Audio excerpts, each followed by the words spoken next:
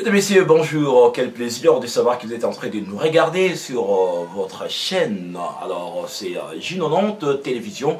Merci infiniment pour cette confiance nous raccorder encore une fois. Bienvenue dans cette émission Génération Sport 90.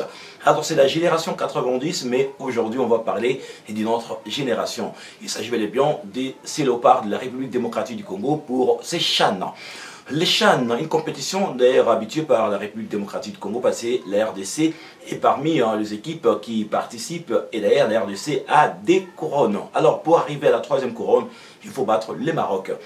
On va devoir développer, on va devoir revenir sur les différentes prestations de léopards de la République démocratique du Congo sous la houlette de Otis Ngoma avec sa plus grande célébration, on en parle tout à l'heure. Je ne serai pas seul, je serai accompagné des Jeux Boulon Fou de notre plateforme. On en parle tout à l'heure, bienvenue.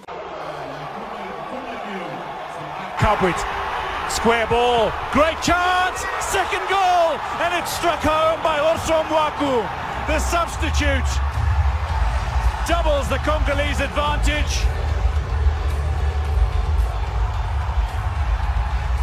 Kabwit teed it up, and also Mwaku did not disappoint. For Zambia, it's a second goal that looks to crush the spirit. Second goal for DR Congo.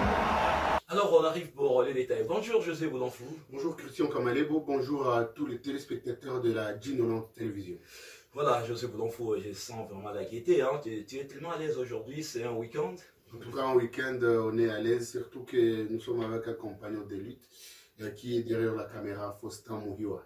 Ah, Faustin Mouriwa d'ailleurs, derrière la caméra, on va devoir l'évoquer parce que c'est cette équipe également un bon plateau qui nous a été réservé par notre équipe d'accompagnement. Alors, on parle du CHAN.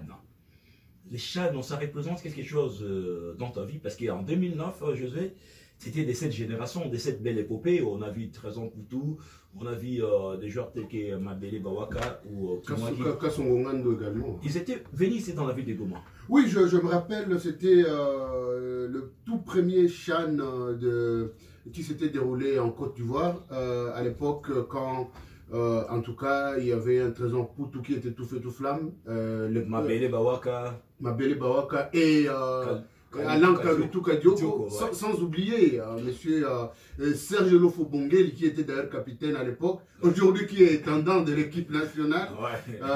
En tout cas, c'était une compétition en tout cas qui nous avait réservé beaucoup de surprises. À l'époque, Joseph Kabila Kabange, l'ancien président de la RDC, qui était en séjour dans la ville de Goma, ouais. Et après avoir battu le Ghana, le Black Stars en finale, 2-0.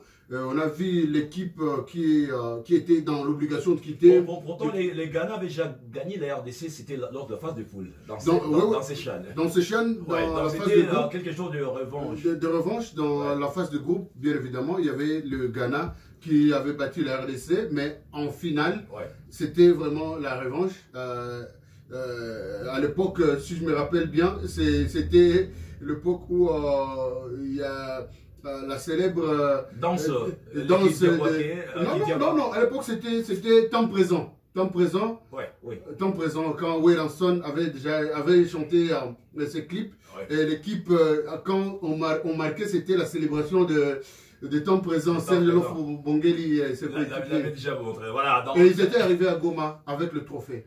Voilà, merci à notre partenaire détail, la maison Union Group, avec ses produits des marques Von Libala et Cacao Plaisir, continue toujours à consommer ces produits, en tout cas avec cette entreprise qui est en train de nous soutenir, qui est en train de soutenir la jeunesse. Merci à l'ingénieur Fossé Makembe, ingénieur Katabali, merci à Grace Bonamudogo, merci à vous tous, en tout cas partout vous allez devoir nous regarder, vous allez devoir suivre cette vidéo, c'est grâce à la maison Union Group.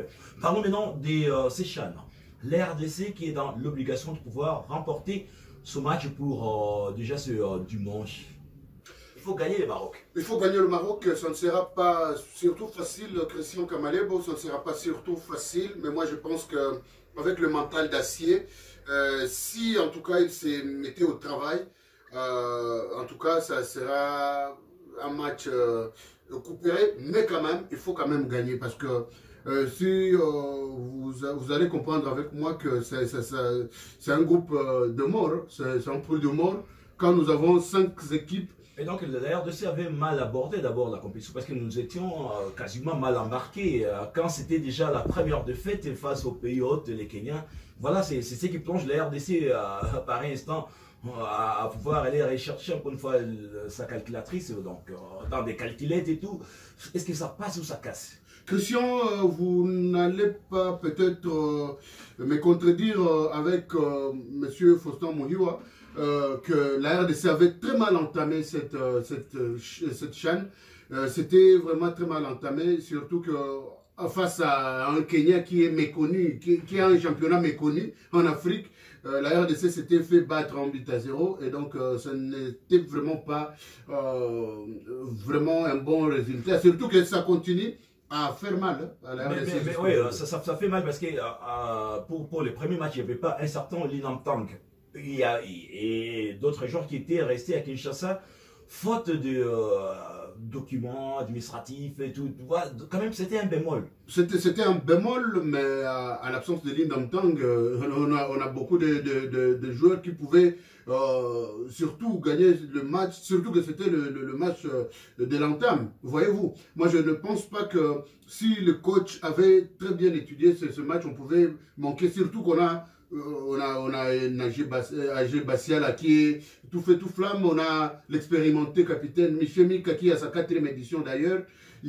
C'est un record. C'est un record. C'est un record parce qu'ils viennent presque quasi, ils viennent de battre les records alors détenus par un certain joueur qui était à son 4e chaîne. Avant qu'il ne soit à la retraite. Voyez-vous. Donc on a des Jefté Kitambala, on a des Liz Niembo, on a des Urso Mwaku. Et donc moi je pense que c'était juste une maladresse du coach. Et on avait perdu malheureusement ce résultat qui continue à nous tenir sur le coup. Et quand on parle du coach, on a vu sa célèbre célébration, voilà. Donc célébration, permettez-moi, ouais. En tout cas, cette tautologie, on l'a vu. Pour lui, il a été libéré parce qu'il vient de gagner 2 matchs d'affilée dans une édition du Chan. Je pense que pour lui, il peut s'arrêter là-bas quand même en gagnant les 2 voisins. Non, en fait, moi, à la place d'Otis Ngoma, si je perdais ce match, je pouvais vraiment démissionner. Parce que, ne vous en faites pas. Moi avant d'ailleurs le début de cette compétition, moi je disais, Otis Ngoma, c'est un Congolais de père et de mère, mais qui vit en France, n'est-ce pas? Il ne suit pas à la loupe la compétition. D'ailleurs, après sa présélection, moi j'avais dit pourquoi laisser un garçon comme Mati Bouradjabou qui est expérimenté, il est aujourd'hui vice-capitaine au TP Mazembe. Il a joué la quasi-totalité de matchs de l'équipe de TP Mazembe. C'est les joueurs qui ont été beaucoup plus utilisés par les TP Mazembe. On ne sait pas pourquoi. On ne sait pas pourquoi il a été zappé. Ouais. Je faisais également allusion à d'autres joueurs qui jouent. Même Faverdi Bongeli par exemple. Faverdi Bongeli, ça fait jaser. La pépite du TP Mazembe. Ouais. Ce garçon, c'est un milieu de terrain qui est à son bon moment, voyez-vous, Christian. Et donc, moi je pense que, en tout cas, avec cette chance qu'a Otis Ngoma, il n'a plus d'excuses. Il a géré l'équipe. L'équipe A prime de la RDC, c'est sa 4e ou 3e fois qu'il gère cette équipe. Ouais. Et donc, il a toute l'obligation de nous remporter ce trophée. Surtout qu'il a la bénédiction de Sébastien Desabre. Qui suit le match à la loupe. Hein? Qui suit le match à la loupe. Ouais. Sébastien Desabre qui est en train de l'accompagner avec ferveur. Donc, big up d'ailleurs à ce coach. Joseph Boulonfou, est-ce qu'il faut vraiment se dire que Sébastien Desabre, il n'est pas là pour rien du côté de Nairobi? Est-ce qu'il est vraiment pour rien, juste pour venir chercher certains joueurs qui peuvent peut-être intégrer à son équipe senior pour la prochaine étape de compétition? Certainement qu'il y a le Sénégal qui va rester en viseur. Il y a également les Sud-Soudan pour la qualif à la Coupe du Monde. Mais je pense que Sébastien Desabre également aurait aussi à dire quelque chose, à souffler à l'oreille des Otis Ngoma qu'il faut faire un remplacement pareil et tout. À tout seigneur, tout honneur, Christian Kamalebo. C'est ce que je suis en train de dire, j'étais en train de dire en survol. Monsieur Sébastien Desabre n'est pas au Kenya dans un tourisme. il est là pour suivre à la loupe comment les jeunes sont en train de se démarquer. Surtout, vous allez comprendre avec moi que le capitaine de l'équipe A, qui est Chancel Mbemba, il n'a pas de club. Aujourd'hui, bon, selon moi, en me forme parce qu'il fait toute une saison sans jouer. Ça peut peut-être être une chance pour les gens qui sont en train de jouer au Kenya. Pour jouer à l'équipe A, voyez-vous. Ndombele, il y a le capitaine des Aigles du Congo, le vice-capitaine d'ailleurs de l'équipe, qui est en train de bien se comporter. Kayembe est en train de bien se comporter, voyez-vous. Et donc, Sébastien Desabre, selon moi, il n'est pas dans le tourisme, il est là pour suivre à la loupe, mais également, il est peut-être là pour souffler à l'oreille de Otis Ngoma. Et comme il a toujours été fan de la RDC, donc mais moi, il a toujours aimé. Moi, je vous dis, dans l'histoire du football de la RDC, je n'ai jamais vu un sélectionneur, un coach qui est